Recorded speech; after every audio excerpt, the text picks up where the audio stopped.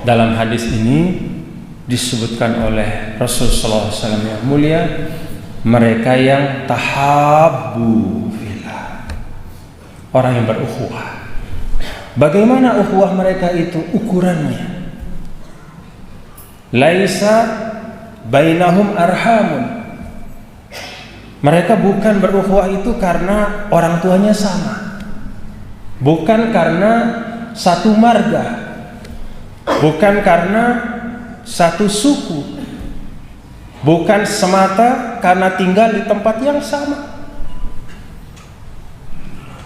Wala amwalin yata'atawnaha, bukan juga persaudaraan mereka karena ada hubungan timbal balik, untung rugi, perdagangan, bisnis dan jual beli. Tetapi persaudaraan mereka itu adalah persaudaraan karena Allah.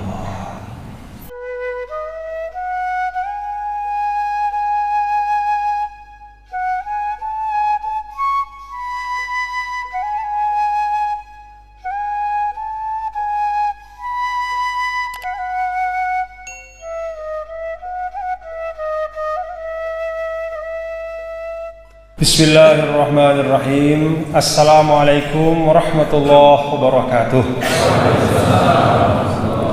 Alhamdulillah, wassalatu wassalamu ala habibina Muhammad ibn Abdillah wa ala alihi wa sahbihi wa man tabi'ah hudah ila yaumil qiyamah, amma ba'd. Yang saya muliakan para orang tua kami, para sesepuh, para pimpinan majelis, pimpinan takmir, para asatidz, dan juga imam kita tadi, Syekh Utsman, yang telah mengimami kita dan membaca ayat-ayat yang mudah-mudahan bisa kita fahami maknanya.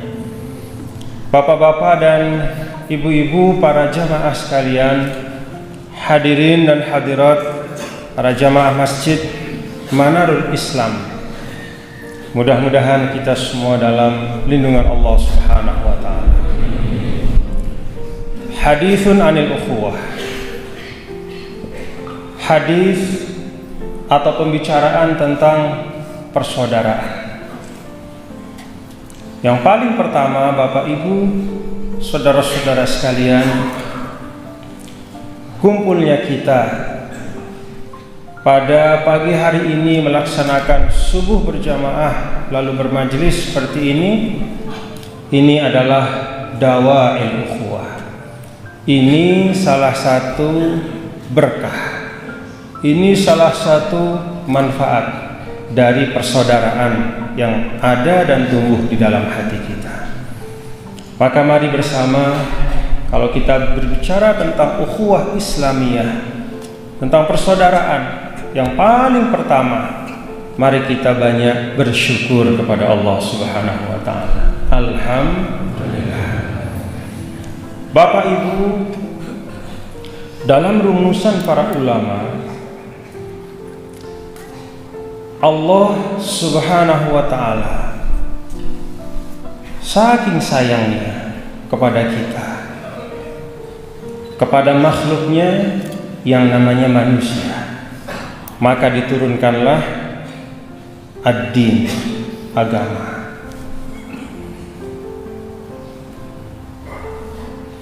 Maka para ulama menyebut bahwa Allah menurunkan agamanya itu dengan maksud-maksud tertentu. Di dalam Ali Imran ada persaksian dari ulul albab, Rabbana ma khalaqta hadza batila, bahwa tidak ada sekecil apapun penciptaan Allah, apalagi besar, tidak ada sesederhana apapun yang Allah ciptakan, apalagi yang rumit dan kompleks. Lebih-lebih manusia yang penciptaannya itu panjang sejarahnya, mulai dari Isyhad Allah ketika dulu di awal Allah ciptakan kita. Alastu bi rabbikum? Tidakkah aku adalah Tuhanmu? Kita jawab semua, bala. Ya, Engkaulah Rabb kami ya Allah. Lalu masing-masing individu dikreasi kita oleh Allah. Ada yang 9 bulan rata-rata, ada yang kurang 7 atau 8 bulan disebut prematur, ada bahkan yang sampai 10-11 bulan. Panjang proses penciptaan. Tentu semua ini bukan tanpa sebab. Ada tujuan-tujuannya. Rumusan dari para ulama di antara tujuan itu adalah al-qasdul imtithali at-ta'abbudi. Bahwa Allah Subhanahu wa taala menurunkan agama Islam, seperangkat ajaran yang indah luar biasa ini. Salah satu tujuannya adalah al-qasdu al-imtithali at-ta'abbudi. Begitu turun ya kita laksanakan, begitu turun ya kita kerjakan. Maka demikian juga ketika kita berukhuwah, Bapak Ibu Saudara sekalian. Kita berukhuwah ini karena Allah perintahkan. Karena memang semua ayat-ayat Allah yang berbicara tentang manusia, yang berbicara tentang kita, makhluknya ini, Allah Subhanahu wa taala selalu sampaikan bisighatil jam'i, dalam bentuk plural. Ya ayyuhan nas, ya ayyuhalladzina amanu. Tidak mengatakan ya Muhammadu wa ya Aba Bakrin wa ya Umar wa ya Utsman wa ya Ali, tapi ya ayyuhalladzina amanu. Jadi secara sadar dan memang tidak ada yang tidak sadar, secara terencana dan memang tidak ada yang tidak terencana, Allah memang memasangkan pada otak kita dan kesadaran kita sejak awal melalui firman-firman Allah di dalam Al-Quran, kesadaran untuk berukhuwah. Jadi dipasang tarkib dakhil di dalam otak kita ini, diciptakan kesadaran untuk berukhuwah. Itulah perintah Allah.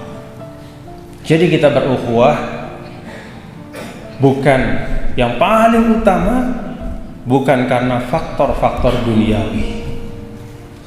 Itu sebabnya ketika Rasulullah SAW bercerita, inna lillahi unasan ma hum bi anbiya wala syuhada. Kata Rasul, Allah itu punya hamba-hamba. Mudah-mudahan kita termasuk di dalamnya. Hamba-hamba ini sifat mereka orang-orang biasa. Secara intelektual Allah tidak menyebut atau tidak memuliakan mereka dari sisi itu. Dari sisi-sisi yang lain yang biasa menjadi kebanggaan manusia, mungkin mereka tidak punya. Mahum bi anbiya wala syuhada. Apalagi menjadi nabi dan orang-orang syahid, tidak. Mereka ini bukan nabi dan rasul. Meninggalnya pun bukan mati syahid. Tetapi yaghbitu humul anbiya wasyuhada. Tapi para nabi dan para syahid itu merindukan mendapatkan apa yang mereka dapatkan. Siapa mereka? Dalam hadis ini disebutkan oleh Rasulullah SAW yang mulia, mereka yang tahabbu fillah, orang yang berukhuwah.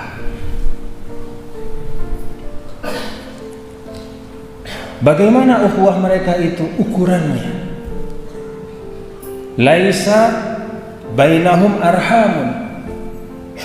Mereka bukan berukhuwah itu karena orang tuanya sama, bukan karena satu marga, bukan karena satu suku, bukan semata karena tinggal di tempat yang sama.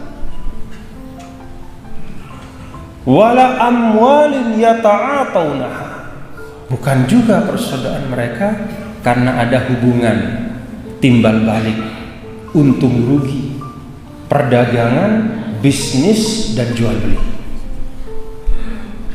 Tetapi persaudaraan mereka itu adalah persaudaraan karena Allah. Itulah orang-orang yang nanti di akhirat itu tidak hanya orang biasa yang merindukan perolehan apa yang mereka dapatkan, bahkan para nabi rasul dan syuhada pun merindukan apa yang mereka lihat, nikmat yang diperoleh oleh orang-orang itu. Membangun persaudaraan karena Allah.